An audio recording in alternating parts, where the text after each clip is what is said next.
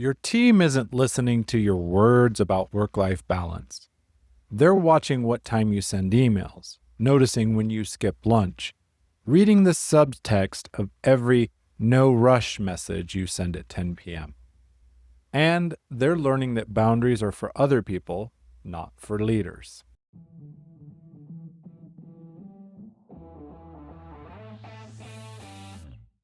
Welcome to Daily Power Boost, Ignite Your Potential, the podcast where your transformation begins.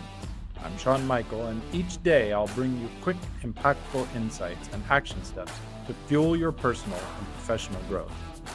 Whether you're an entrepreneur, a leader, or someone ready to break limits and ignite greatness, this is your Daily Power Boost to crush obstacles, stay focused, and awaken the extraordinary potential within you. Because remember, greatness begins within. Let's go. Welcome back to Daily Power Boost. For the last 10 days, we rebuilt your foundation. You learned to rest without guilt, create space, build sustainable rhythms, integrate your life.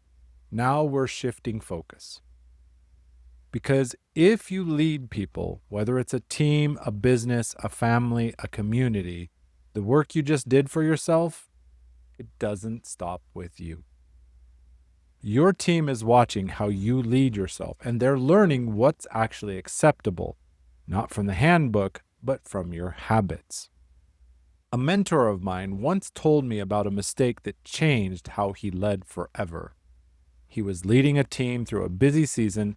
He had done the work on himself, set boundaries, built rhythms. He was protecting his capacity. But he made one critical mistake.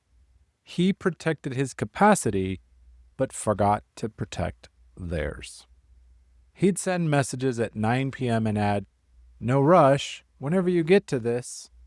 He thought he was being considerate, but here's what his team heard. "He's working at 9 p.m., so I should be too." One of his team members finally said it. "You tell us to rest, but you're always available, so we don't know if we're actually allowed to step away or if we're just falling behind." That hit him hard. He wasn't leading a sustainable culture. He was modeling hustle and calling it commitment. And when he told me that story, it landed with me too, because I realized I had done the same thing. Here's what happens when you don't model the culture you're trying to build. You tell people to set boundaries, but you respond to Slack at midnight. You encourage them to take time off, but you check in while they're gone. You say, work-life balance matters, but you celebrate the person who stays late. And your team learns. Boundaries are for people who aren't serious. Rest is for people who aren't leadership material. And if you want to advance, you got to sacrifice. You didn't mean to teach that, but you did. Because leadership isn't what you say in meetings. It's what you model in the margin. Here's the hard truth. If you've rebuilt your own rhythms, but your team is still burning out, you haven't changed the culture. You've just made yourself the exception. Sustainable leadership isn't about your boundaries. It's about creating a culture where everyone can have them. That means you don't just set boundaries, you model them publicly. You don't just rest, you talk about why rest matters. And you don't just say no, you celebrate when your team says no. Because your team won't believe they're allowed to rest until they see you rest and see that you're still respected, still valued, still leading well. So let's reframe what culture actually is. It isn't the values on your website.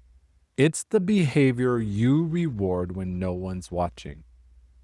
If you reward the person who worked through the weekend, you're just building hustle culture. If you reward the person who delivered excellent work and protected their margin, you're building sustainable culture. Your team is watching, and they're deciding, do I model what he says or what he does? Because if those two things don't match, they'll always choose what you do. And that's sustainability. That's what we're building tomorrow. The business that doesn't break. how to build impact without requiring burnout to succeed. Because once you model sustainable leadership, the next question is, can your business model support it? Or are you still structuring success in a way that requires someone to sacrifice?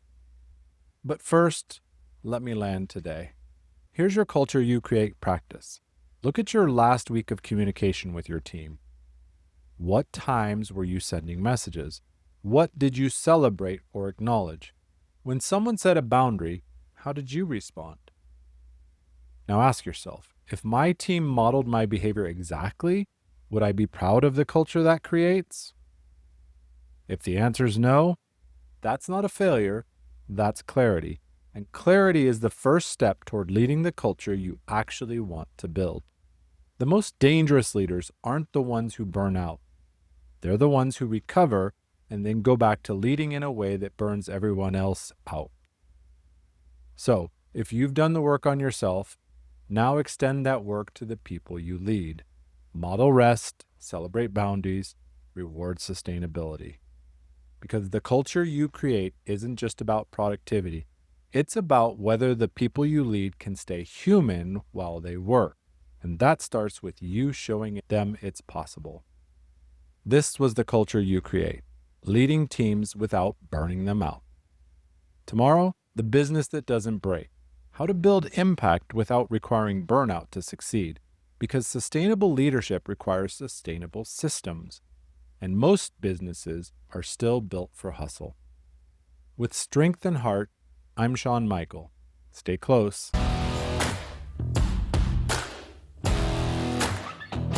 Thanks for tuning in to Daily Power Boost. Ignite your potential. Remember, transformation starts with action. So take today's insight, make it your own, and awaken your inner potential. Because remember, greatness begins within. Catch you tomorrow for your next Power Boost.